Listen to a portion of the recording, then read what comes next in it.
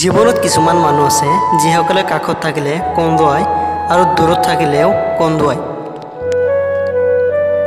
জীৱনত যদি সঁচাকৈয়ে ভালে থাকিব বিচাৰে তেনেহ'লে তেওঁক পাহৰি যাওক যিয়ে আপোনাক পাহৰি গৈছে। যিজনক এবাৰ হৃদয়ৰ পৰা ভাল পোৱা যায় তেওঁৰ পৰা হয়তো আঁতৰত থাকিব পাৰি, কিন্তু কেতিয়াও পাহৰি যাব নোৱাৰি। মানুহ বৰ আচৰিত। সৰুকালত পুতলাক মানুহ ভাবি খেলে আৰু ডাঙৰ হ'লে মানুহক পুতলা ভাবি খেলে। পৃথিৱীখনত জীয়াই থকাটো ইমান সহজ কথা নহয়, কাৰণ আজিকালি এই পৃথিৱীত মানুহবোৰ বহুতো স্বাৰ্থপৰ। নিজৰ কথাবোৰ ভাবে, আনৰ কথা ভাবিবলৈ সময়ে নাই। অকলশৰীয়া হোৱাৰ বেদনা কেৱল সেইজন ব্যক্তিয়ে বুজে পায় যিজনে বেবুকু ভাল পোৱা দিয়াৰ বিনিময়ত কেৱল অৱহেলাই পায়।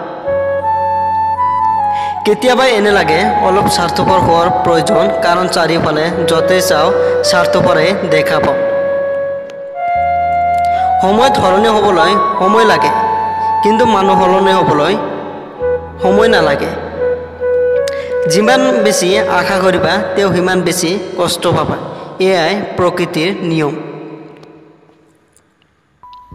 মানুহে দুখ কষ্ট পাহৰি যাব পাৰে, কিন্তু আপোনজনৰ পৰা পোৱা বিশ্বাসঘাতকতা কেতিয়াও পাহৰি যাব নোৱাৰে। মন কেতিয়াও নাভাঙে, যিটো ভাঙে সেইটো হ'ল বিশ্বাস। আপুনি নিজেই এবাৰ কথা ক'বলৈ বন্ধ কৰি চাওকচোন, তাৰপিছত দেখিব বহু আপোন পৰ হৈ গৈছে আপোনাৰ পৰা। আচলতে আপোন কোনো নহয় এই দুনিয়াত। স্বাৰ্থ শেষ, ভালপোৱা শেষ, এয়াই বৰ্তমান সমাজৰ ভালপোৱা।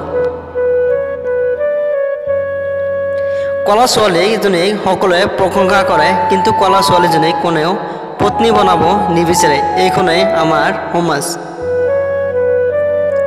সঁচা ভালপোৱা কাক কয় জানেনে? যিয়ে কোনো স্বাৰ্থ নোহোৱাকৈ আপোনাক ভাল পাব, কোনো কাৰণ নোহোৱাকৈ আপোনাক মিছ কৰিব, আপোনাৰ অসুস্থতাত আপোনাৰ কাষত আপোনাৰ চাহ হৈ ৰ'ব। অলপ দূৰলৈ গ'লে অস্থিৰ হৈ পৰিব, মাজে সময়ে আপোনাক পাগলৰ দৰে বিচাৰিব, আপোনাৰ বেয়া সময়বোৰ বুজিব। সঁচা ভাল পাবলৈ কোনো কাৰণ নালাগে। যিজনে আপোনাক সঁচা অৰ্থত ভাল পাব তেওঁ আপোনাক কেতিয়াও পাহৰিব নোৱাৰে। জীৱনত কষ্ট পোৱাটো বহুতো বেছি প্ৰয়োজন, কাৰণ কষ্ট পালেহে মানুহে নিজকে সলাব পাৰে।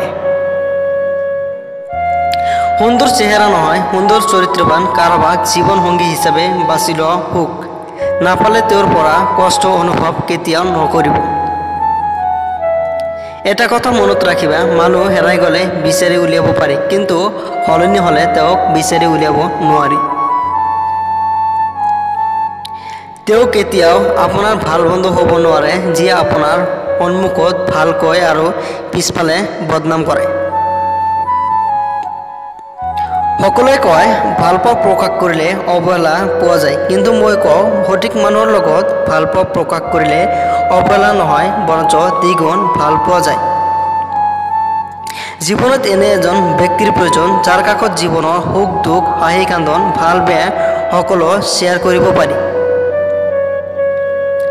অপমান সহ্য কৰিব পাৰি, কিন্তু অৱহেলা সহ্য কৰিব নোৱাৰি। থেংকছ ফৰ ৱাচিং।